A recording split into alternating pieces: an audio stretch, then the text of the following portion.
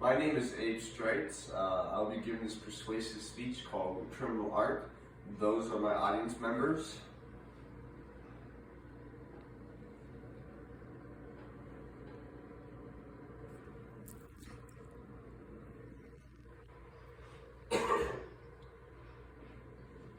Have you ever noticed that when you go to a city, many beautiful buildings are marred by the stain of a color that just shouldn't be there?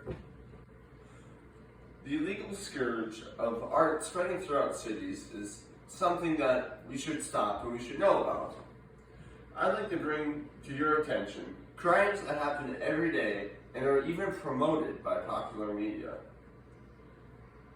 I've done extensive research on this topic, as well as interviewed people who have empathized with the art world on both sides. Now, I would like to discuss with this highly intelligent audience the view that graffiti is art and the view that graffiti is against the law. Now, I asked an ordinary artist named Bailey Burjord if she thought graffiti was art or a crime.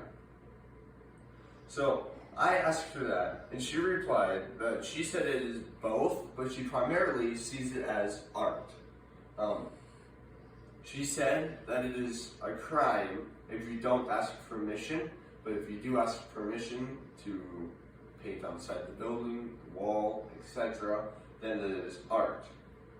I then asked her, I gave her a hypothetical question so that she could empathize with the building owners.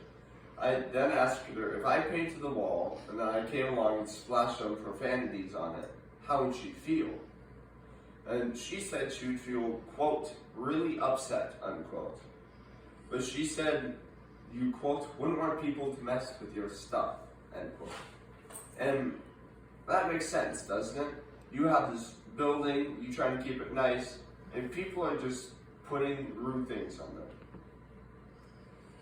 I then asked her how she feels popular media has portrayed graffiti, and she said that, she said each part of media has its own section and one could, quote, be on any side, end quote.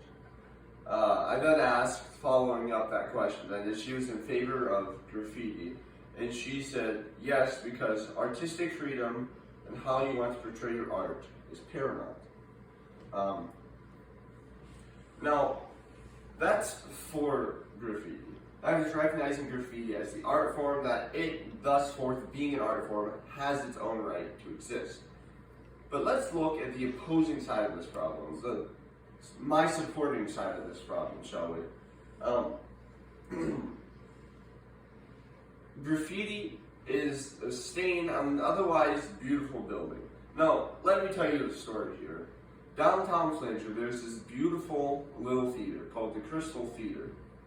And it's a beautiful building. It's 124 years old. It's been a movie theater. It's been many, many different things.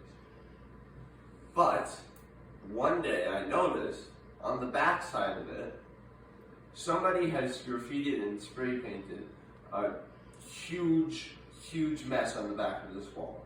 It was very heartbreaking to think that such an institution of the culture and to the art itself was defaced by what one would say is art, even though I wouldn't say it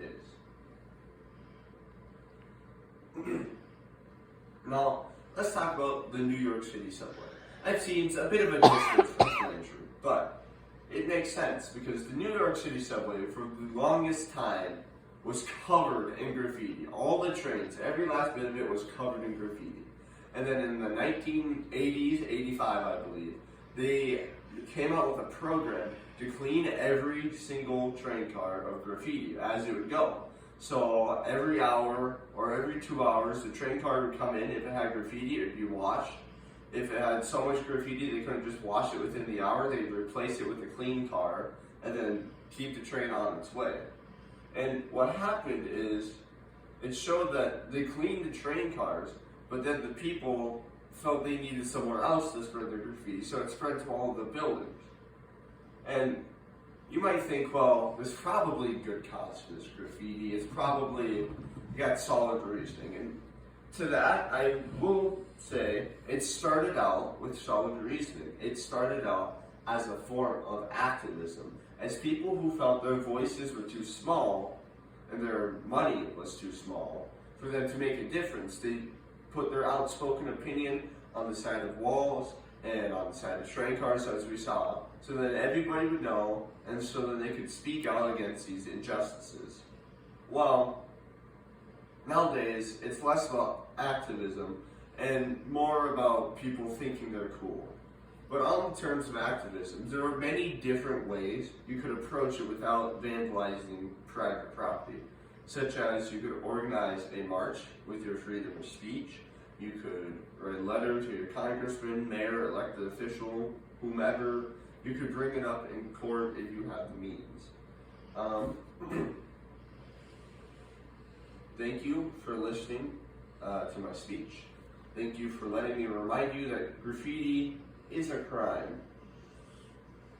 And we also need to know, graffiti, yes, is an art form, and all art should be valued. But if your art is illegally put on the side of a building, that is a crime. And unfortunately, no matter how beautiful the art, a crime is still a crime. Now, next time you go into a big city or anywhere, now you can think of these two conflicting opinions. And I hope that next time you see graffiti, you see it not as art, but as a crime in which you cannot justify the actions. Thank you.